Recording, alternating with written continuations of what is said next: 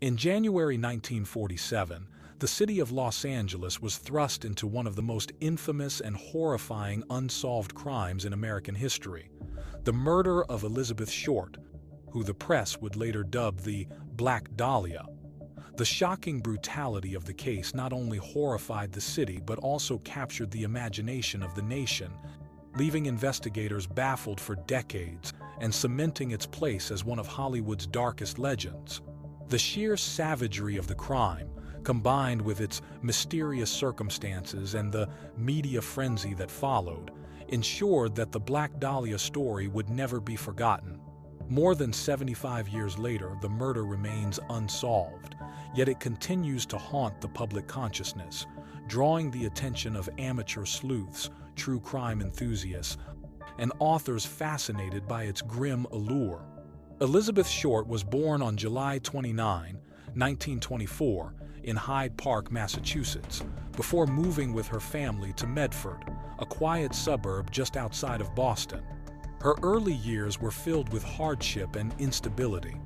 At the age of 6, her father, Cleo Short, suddenly abandoned the family, leaving behind Elizabeth, her mother Phoebe, and her 4 sisters.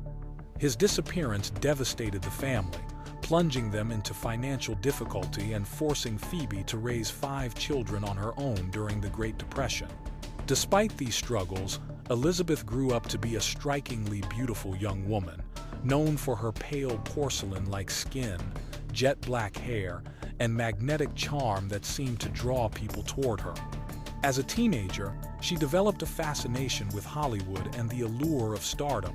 She dreamed of breaking into the film industry, escaping the struggles of her youth, and finding her place in the glamorous world she admired from afar.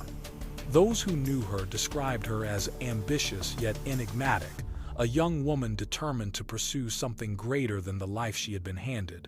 By the time she reached adulthood, her longing for the silver screen was undeniable, and she set her sights firmly on California, the land of opportunity and dreams. At just 19 years old, Elizabeth made the life-changing move west. She relocated to California, where she drifted between cities and took on odd jobs to make ends meet. She often worked as a waitress, using her charm and beauty to survive in a world that was far less forgiving than the one she imagined.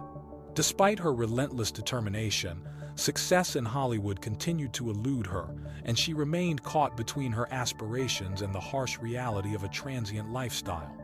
Despite her dreams, she found little success in the film industry. Known for socializing with men who promised to help her career, her unstable lifestyle left her vulnerable. On the morning of January 15, 1947, local resident Betty Bersinger was walking with her young daughter through the Leimert Park neighborhood. In a vacant lot, she noticed what appeared to be a discarded mannequin. To her horror, it was the mutilated body of Elizabeth Short. The body had been cut cleanly in half at the waist, suggesting surgical expertise. Both sections were posed grotesquely, with her arms raised and legs spread. Most chillingly, her face had been carved into a Glasgow smile, and her body showed unmistakable signs of torture. The Los Angeles Police Department quickly launched a massive investigation into the gruesome murder. The shocking brutality of the crime drew enormous media attention, and reporters dubbed Elizabeth the Black Dahlia, a reference to the 1946 film The Blue Dahlia and her rumored preference for wearing black. Despite relentless police efforts, the investigation was plagued with obstacles from the very start. More than 150 people came forward to confess, ranging from attention seekers to those struggling with mental illness, yet none of their stories matched the evidence. The lack of credible witnesses and the limitations of forensic technology at the time made progress nearly impossible. Detectives named several suspects, but none were ever charged. One was Robert M. Red Manley, a married salesman who had been with Elizabeth shortly before her death. He was the last known person to see her alive, but after passing a polygraph test, he was eventually cleared. Another was Mark Hansen, a wealthy nightclub owner who had a strained relationship with her. Elizabeth had once stayed at his home, and some of her belongings were later found in his possession. but no hard evidence tied him to the murder. A third suspect was Dr. George Hodel, a physician whose name resurfaced decades later when his son, retired LAPD detective Steve Hodel, accused him of being the killer. Steve pointed to his father's surgical skills, connections to other unsolved murders, and disturbing circumstantial evidence, though the claims remain hotly debated. The media's sensational coverage of the Black Dahlia case shaped much of the public's perception. Newspapers speculated endlessly about Elizabeth's life, casting her as either a naive dreamer or a promiscuous femme fatale. Tabloids obsessed over her social circles, implying her lifestyle played a role in her tragic death. This victim-blaming narrative overshadowed the actual investigation and unfairly tarnished Elizabeth's memory. The press's relentless fascination led to the publication of graphic photographs and lurid headlines, fueling public obsession. Over the decades, the Black Dahlia case has given rise to countless theories, one of the most common being that the killing was a crime of passion, committed by someone Elizabeth knew. The gruesome mutilation and deliberate posing of her body suggest a murderer driven by deep-seated rage.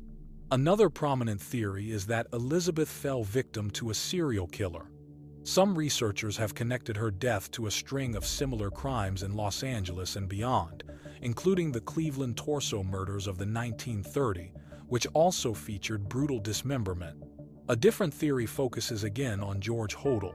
In the 2000s, his son Steve reignited suspicion, citing his father's medical background, unsettling behavior, and cryptic journal entries as evidence that he could have been responsible. Others suggest Hollywood's dark underbelly played a role. According to this view, Elizabeth may have crossed paths with powerful figures who silenced her to safeguard their reputations. Regardless of the theory, her murder has become a cultural symbol of the darker side of the American dream, exposing both its dangers and its disillusionments. Elizabeth's short story has inspired a wealth of books, films, and television shows. One of the most famous is James Ellroy's novel The Black Dahlia and its 2006 film adaptation. The case has also left a lasting impact on the true crime genre as a whole, emphasizing the need for stronger victim advocacy and more responsible reporting, particularly when covering unsolved murders. Several factors explain why the Black Dahlia mystery continues to endure after all these decades.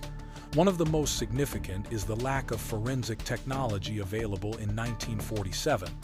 At that time, forensic science was still in its infancy, leaving investigators without many of the tools that might have brought them closer to solving the case. At the time of the murder, DNA testing and modern investigative methods did not exist, leaving detectives with limited options. The crime scene itself was also severely compromised, as crowds of curious onlookers and eager reporters trampled through the area, destroying potential evidence. Adding to the difficulty was the role of the press, whose sensationalized coverage often blurred the facts and interfered with the police investigation. Another challenge was the absence of a clear motive. Without a definitive reason or direct connection to a suspect, investigators struggled to narrow down credible leads. As a result, the murder of Elizabeth Short has remained one of the most haunting and enigmatic cases in American history. Her tragic story serves as a chilling reminder of the dangers faced by those who sought fame and fortune in a city where dreams could so easily turn to nightmares. Even as modern forensic science has closed the book on many long unsolved cases, the mystery of the Black Dahlia continues to endure.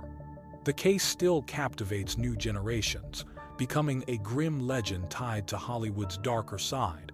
Perhaps one day, advances in technology or the discovery of new evidence will finally bring clarity. Until then, the shadow of the Black Dahlia lingers over Los Angeles, a city forever caught between glamour and darkness.